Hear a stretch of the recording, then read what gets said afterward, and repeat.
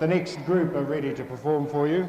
Same school, Kawerau Intermediate. Opunoke is the name of the group. How they got their name? Opunoke is the hill behind the Kawerau Intermediate School. Could you stick your hand up if you were here during the 87 earthquake? Yes. Anybody here was at intermediate that year? Yes. This is the hill that you were on, remember? It's the hill behind the intermediate and the south school.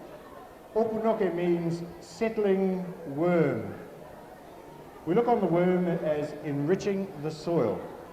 Kawerau Intermediate is a place where our tamariki are nurtured, enriched and encouraged to aspire to their full potential. Here we are. The tutors are Julia Melbourne, William Elliott, Bo Biddle. Opunoke Kawerau Intermediate.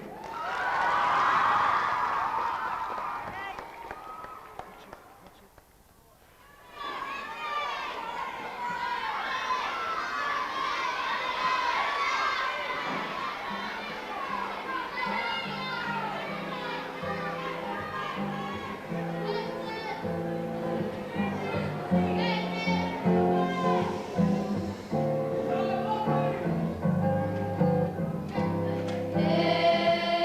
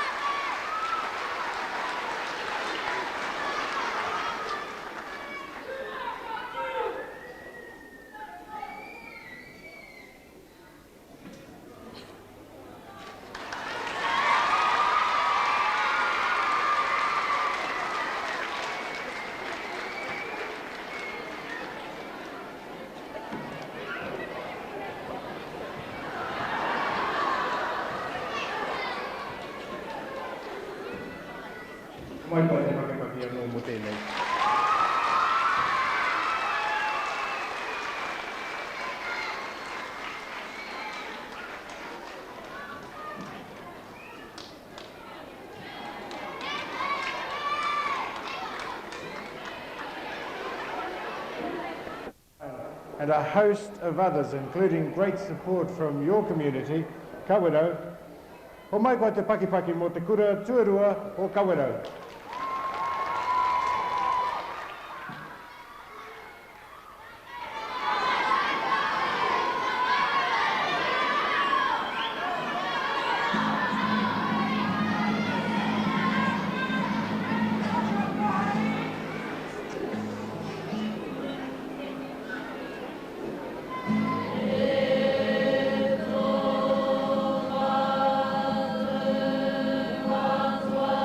There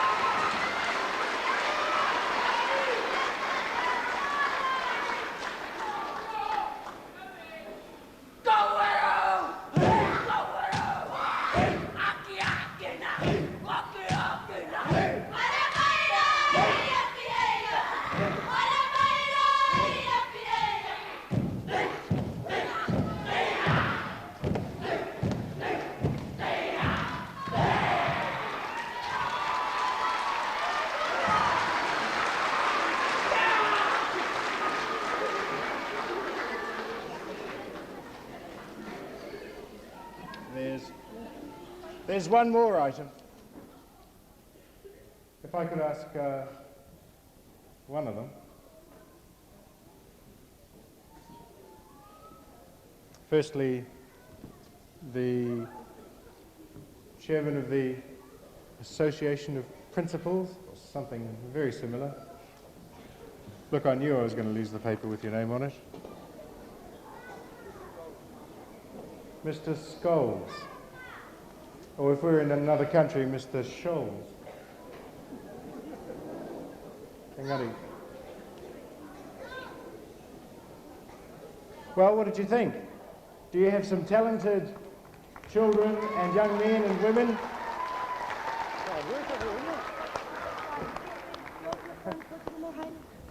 Go, go, go. Kia ora tātou. On behalf of the principals of Kawerau, I'd just like to mention them. Barnett Burko from North School, Noel Moore, Kuruaki, Beverly Anaru from Central School, Stuart Cook, South School, Chris Day from the college, and myself. We would like to thank you all for coming tonight and last night, showing the support for your children, Kawerau's children, who have performed for us for the last 2 nights. They've given us a tremendous performance over the last 2 nights, and it's quite fantastic to have all of the schools together at this sort of occasion. I'm sure that all the children can be exceptionally proud of their performance. They've made us proud of themselves, of our schools. They've made their tutors proud of them. I'm sure parents are proud, but most of all, let's hope they themselves are proud for themselves, and their performance over the last 2 nights will stay with them for life, because it is a tremendous occasion and something they can cherish forever in the way they perform. These groups do not happen just overnight. They take days and weeks and months and many sleepless nights for the tutors, and practices on weekends, and it goes on to get them to the standard. I know that we've had tremendous parental support. If you look at the uniforms, the standard of the uniforms that you've seen on stage here tonight, that's come about through a lot of hard work and a lot of people. I know now that also we've got groups with travelling uniforms. I'd like to wish South School and Kawerau Intermediate School Opunoke group all the best. They're heading to Auckland next week, and I know they'll blow Auckland's socks off if they perform like that as they've done tonight. I'm sure they'll have a tremendous time. I know these groups are more than capable of performing anywhere in the country. But there is one group of people who I want to sort of single out. I don't want to single out any individuals. We've had a tremendous group who have made it a successful event. Now, they add up to probably, could easily be hundreds of people who have backed it. And, you know, they're around the hall here tonight and supporting the group with different jobs and functions. And I really thank them on behalf of all our schools. But the group that I would really like everybody to acknowledge tonight are the teachers and tutors who have got in behind their children and sort of takes the pressure off the principals, I must admit. We're delighted when we can go and have our monthly meeting and talk about the successes of our schools, successes of our pupils, but it all comes down to the hard work of the teachers in our schools and the support that we get from tutors and parents. It's been quite fantastic. I hope that tonight your applause for them may well bring them on stage, and hopefully they may be able to do something for you, who knows. But I would hope that you will roundly applaud all our tutors and teachers, please. Kia ora.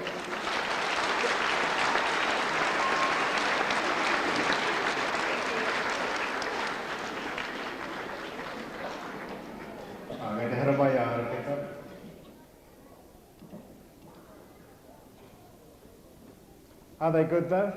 You can be proud of yourselves as a town. You always continue to amaze me.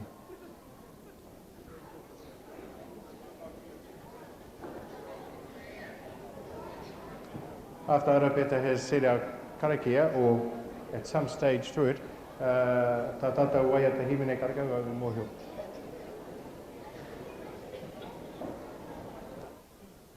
Kia ora. Welcome to it. Tēnā no tata. O tai mai te wāhi, e te tikana rātou tau pō, te mihi tuatahi kia rātou, ki wāta te tamariki kua rātou mokupuna ki nā mahi nei rātou. E pārikare ka hui te mata ki turi a rātou, e mi harangi hoki kia rātou no rātou te pō. E mihi me kia kua te katoa, te haramai ki te whakarongo, tiro nā mahi āo te tamariki, āo te mokupuna. Kira te mea mi haramata kari rea kua te whatawhataino. Koe no, kai a rātou ke. E ne he koro i āke nei, e tarangatira mua āke nei āhu, e tautokuna kia. Nā mahi, ka mahi e rātou, e kore ora waringia, a kua ka mutu o rātou kura, ka mahi haritino o rātou mahi. E mihina ki ngā kua katoa o roto Kawerau, te tini o Kawerau. E mihina ki te rā wāhi, e mihina e tautokore kia kua tō tāmai hoki i roto ia tātou katoa. Ka reroa nā kora, e ka reroa nā mihi. Koina he whakautinga mā kororo. Ia rātou ki te hunga mate, haere nā mate. Ia tātou ki te hunga ora, huri nei ringo e ki tātou. Hare, tēnā koutou, tēnā koutou, a tēnā no ki tātou katoa kāhui.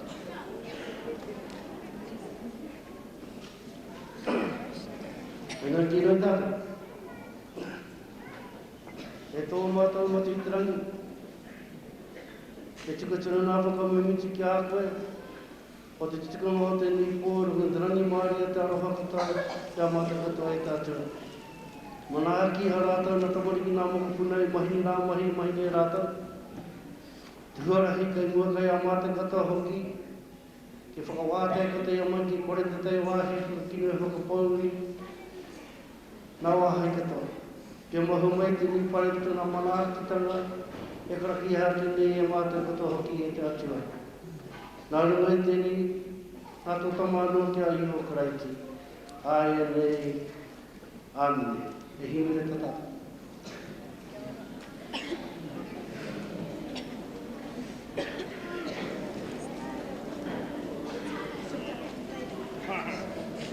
Can we have the teachers here, please, and we'll sing the final song.